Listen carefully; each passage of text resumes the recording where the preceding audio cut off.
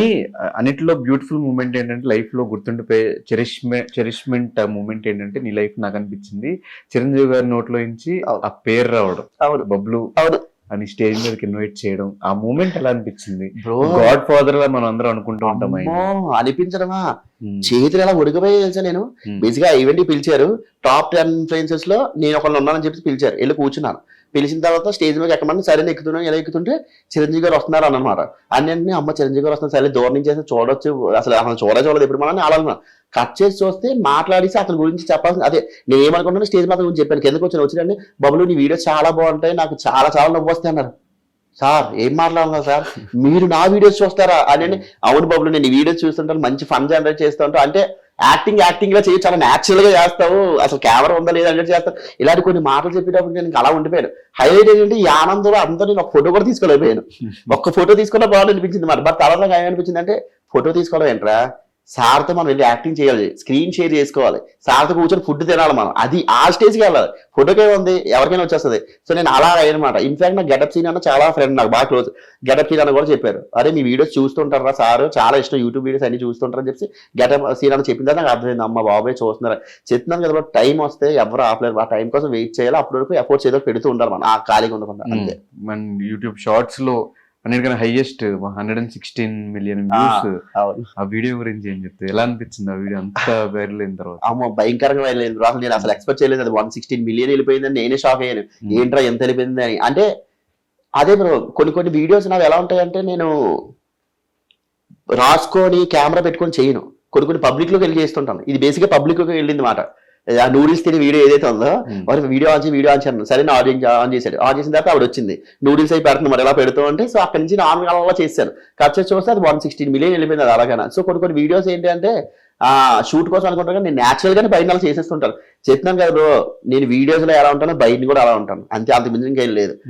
అది. సో నీ వీడియోస్ నీకు బాగా నచ్చిన వీడియో ఏంటి? లార్డ్ లఫన్ బ్రో. లార్డ్ లఫన్ ఒక సిరీస్ ఉంది, ఆ సిరీస్ నాకు చాలా చాలా ఇష్టం. డైరెక్టర్ అరుణ్ పవర్ డైరెక్ట్ చేశారు అతను. చూసారు, నాకు చాలా అంటే మీరు నమ్మితే నమ్మరు, విత్ ఇన్ 12 days లో మొత్తం 10 episodes షూట్ చేశాను తెలుసా. మార్నింగ్ 7 o'clock షూట్ స్టార్ట్ అయితే నైట్ 11-12 అయ్యేది షూట్ అయ్యేటప్పటికి. బద్దకం కదా అందులో, బద్దకం ఫుల్ బద్దకస్తున్నమాట. ఫుల్ నేను పెట్టాల్సిన 100,000 ఎఫర్ట్స్ నేను అందులో పెట్టాను తెలుసా. అది చాలా తక్కువ బడ్జెట్ లో చాలా ఫాస్ట్ డిస్క్రిమినేషన్ ఒకటి, ఫ్యాట్. నేను ఆ వీడియో కోసం లిటరల్లీ 8 to 10 kgs పెరిగాను తెలుసా. నేను బేసిక్ గా లావే, కానీ దానికి ఏంటి బద్దకం కంటే ఇంకొంచెం లావుగా, అంటే నేను కదలేకపోతున్నా అని లావుగా ఉంటే బాగుంటుంది.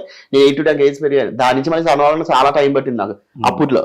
ఇప్పుడంటే కొన్ని ఇంకా పర్సనల్ థింగ్స్ వల్ల ఆటోమేటిక్ గా సన్నం అయిపోయాను నేను. అంటే అప్పటి మీద ఇప్పుడు కొంచెం సన్నం అయ్యాను, కానీ అమ్మో సన్నవడం కూడా చాలా కష్టమరు బాబు. ఈ జిమ్ ఇవంతా రెగ్యులర్ కనిపిస్తున్నాయి మధ్యకాలంలో. జిమ్ నేను బేసిక్ గా చేయడానికి, లేకపోతే జిమ్ కి వెళ్తున్నా? లేదు, నేను జిమ్ కి వెళ్ళను. బేసిక్ బ్యాడ్మింటన్ ఆడతాను. బ్యాడ్మింటన్ నాన్ స్టాప్ గా ఆడతాను. నాకు బేసిక్ గా ఈ ఒళ్ళు అనేది ఎలా వచ్చింది అనుకుంటున్నారు, నాకు థైరాయిడ్ ఉంది బేసిక్ గా. ఆ థైరాయిడ్ వల్ల వచ్చిన ఒళ్ళు నాకు ఇది. అంతేగాని నేను తినే ఫుడ్ కూడా చాలా తక్కువ తిని, ఎక్కువ తినలేను కూడా నేను. కానీ ఒకప్పటితో కంపేర్ చేస్తే ఇప్పుడు కొంచెం తగ్గినట్టు ఉన్నావు కదా. 10 to 12 kgs తగ్గాను లిటరల్లీ. మీరు నమ్ముతున్నాము కదా, మొత్తం తగ్గిపోయాను, మొత్తం ఇలా లాగేసి మరి. దేని వల్ల? బ్యాడ్మింటన్ వల్ల, లేకపోతే ఈ టెన్షన్స్, ప్రెషర్స్? ఏదైనా కానీ తగ్గడం మంచిది అయ్యింది కదా లైఫ్ లోని. సో తగ్గాను, లైఫ్ మీద కొంచెం సీరియస్నెస్ వచ్చింది, ఇంకా ఎఫర్ట్స్ మంచిగా పెడుతున్నాను అంతే. ఏం బ్రో అల్టిమేట్ గోల్స్ ఏంటి లైఫ్ లో? నవ్వుతూ ఉండాలి, నవ్విస్తూ ఉండాలి, హ్యాపీగా ఉండాలి.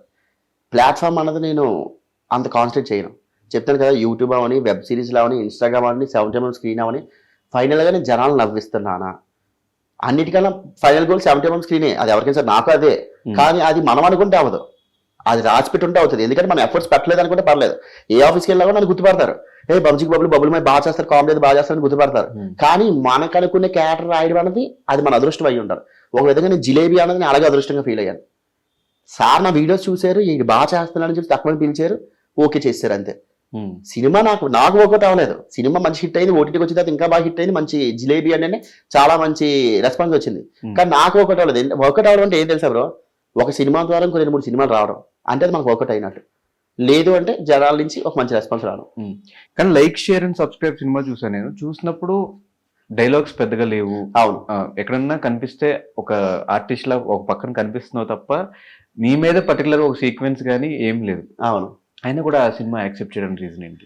మెల్లబాగ్ గాంధీ గారు పెద్ద డైరెక్టర్ మెల్లపాక గాంధీ గారు మంచి డైరెక్టర్. సో నాకు డైరెక్టర్ గారు పిలిచి చేస్తావా అంటే నేను ఇంకా ఇంకో విషయం తెలుసా బ్రో, నాలో ఉన్నది ఒక ప్లస్ మైనస్ నాకు తెలియదు కానీ నేను స్టోరీ విన్నాను, నా క్యారెక్టర్ ఏంటని నేను విన్నాను, ఎన్ని డైలాగ్స్ ఉన్నా కూడా నేను విన్నాను. వాళ్ళు ఇచ్చిన డైలాగ్ ది బెస్ట్ నేను ఎలా ఇవ్వాలని అదొకటి నేను ఆలోచిస్తాను. నేను అనుకుంటాను అనమాట స్టోరీ విని అంత స్టేజ్కి నేను ఇంకా వెళ్ళలేదు. చెప్తాను కదా, నన్ను నేనే కొంచెం తగ్గించుకుని ఉంచుతాను. నీకు అంత సీన్ లేదురా, ఇంకా టైం ఉన్నది నీకు. సో నాకు నేనే తగ్గించుకుంటుంటాను మరి. అందుకని నాకేంటి సూపర్ టైం వస్తుంది, లైఫ్ వస్తుంది, జనాలు గుర్తుపడుతున్న ఫోటోలు దిగుతాను, ఇవన్నీ కాదు. ఇంకా టైం ఉంది, ఇంకా ఇప్పుడు నాకు స్టార్ట్ అయ్యింది అంతే. ఇంకా నేను కష్టపడాలి, ఎఫర్ట్స్ పెట్టాలి. సో కనుక నాకు ఏ మూవీ ఆఫీస్ నుంచి వచ్చినా ముందే వెళ్తాను, ఆడిషన్స్ అవి ఇచ్చేస్తాను. సో అలాగే మెల్లబాగ్ గాంధీ గారి దగ్గర నుంచి నాకు ఫోన్ వచ్చింది, వెళ్ళాను, బబుల్ని దీన్ని సెట్ అవుతుంది అన్నారు. సర్లే సార్ అన్నాను. సో క్యారెక్టర్ అయితే అంత పెద్దది కాదు కానీ మంచి క్యారెక్టర్ అన్నారు. సార్ క్యారెక్టర్ ఉంది సార్, మీ సినిమాలో చేస్తున్నాను, చాలండి ఈ సినిమా కాదు నెక్స్ట్ సినిమా ఇంకా చేద్దాం, ఇంకా ఇప్పటికే స్టార్ట్ అయింది. ఇంకా అలా మాట్లాడి ఇంకా ఆ రోల్ అలా చేశాను, లైక్ చేశాను. సో సినిమాలు ఇప్పుడైనా ఈ ఇయర్ లోనైనా స్టార్ట్ అయింది గట్టిగా? ఇయర్ లో స్టార్ట్ అయింది. లాస్ట్ ఇయర్ నుంచి కూడా చేస్తున్నాను. అది చెప్తాను, నేను చేయడం చేస్తున్నా, కాకపోతే జనాలకి రీచ్ అవ్వట్లేదు అవి. అంటే ఇలా వచ్చి అలా పోతున్నాయి, దాని వల్ల తెలియట్లేదు. సో మళ్ళీ బ్యాక్ టు ఈ వెబ్ సిరీస్ ఏమైనా చేసే ఉద్దేశాలు ఉన్నాయా? ఆ రకంగా ఏమైనా చేస్తున్నావా? OTT subjects or something? ఓటీటీకి 2 వెబ్ సిరీస్ చేస్తున్నాను బ్రో. ఆహాలో ఫుల్ ఆహాలోని ఒకటి చేస్తున్నాను. అమెజాన్ ప్రైమ్ అది ఇంకా కన్ఫర్మ్ గా తెలియదు. 2 వెబ్ సిరీస్ అయితే చేస్తున్నాను. ఇంకా యూట్యూబ్ ఇంకా వదిలేసి చేస్తా. అయ్యో భలే చెప్పు, ఏం మాట్లాడుతున్నావు? వెళ్ళాలి కదా నెక్స్ట్ స్టెప్ కి అంతెల్లా కూడా యూట్యూబ్ వీడియోస్ అనేది నేను చేస్తా. చెప్తాను కదా, జనాల్లో యూట్యూబ్ ప్రకారం ఇష్ట ప్రకారం నేను ఉంటా. డెఫినెట్ గా కొంత టైం తీసుకుంటున్నా, ఎందుకంటే ఎంత నేను చేసినా కూడా అది ది బెస్ట్ కాదు నాకే తెలుస్తుంది. జనాలు మ్యాక్స్ అన్ని నచ్చేస్తుంటాయి, కానీ నాకు అనిపిస్తుంటది ది బెస్ట్ వెళ్ళిన వీడియో కూడా ఇది ఇంకా బెస్ట్ చేస్తుంటే బాగుంది కదా అని ఫీలింగ్ నాకు ఉంటది. సో అది బెస్ట్ నేను ఇవ్వాలి అనుకుంటే ముందు నేను సెట్ అవ్వాలి, నా మైండ్ సెట్ అవ్వాలి. సో నా పర్సనల్ లైఫ్ అంతా కొంచెం అంతా ఓకే బాగుంది సెట్ అయిన తర్వాత అప్పుడు నేను డెఫినెట్లీ మళ్ళీ యూట్యూబ్ లోకి వెళ్ళిపోతాను. సో ఫ్యూచర్ ప్రాజెక్ట్స్ అయితే 2 ఉన్నాయి. అది కాకుండా మూవీస్ కూడా ఉన్నాయి. మూవీస్ మనాలి ఒక మూవీ చేస్తున్నాను. నెక్స్ట్ ఖైరత్ అని చెప్పేసి ఒక మూవీ చేస్తున్నాను.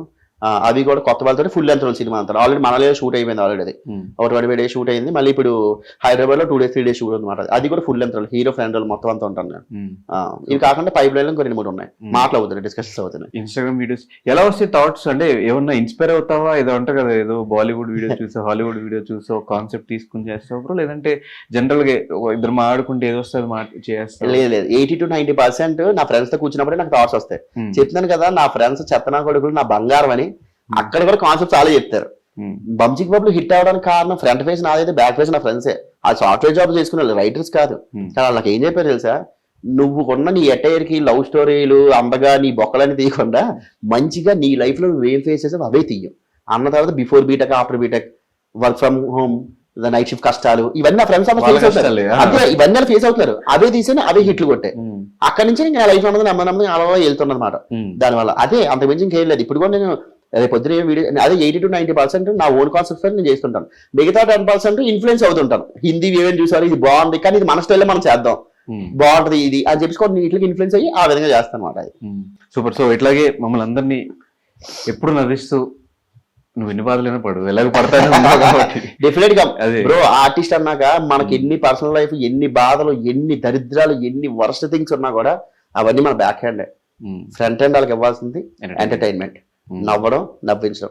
అది ఎప్పుడు మనం గుర్తుపెట్టుకోవాలి.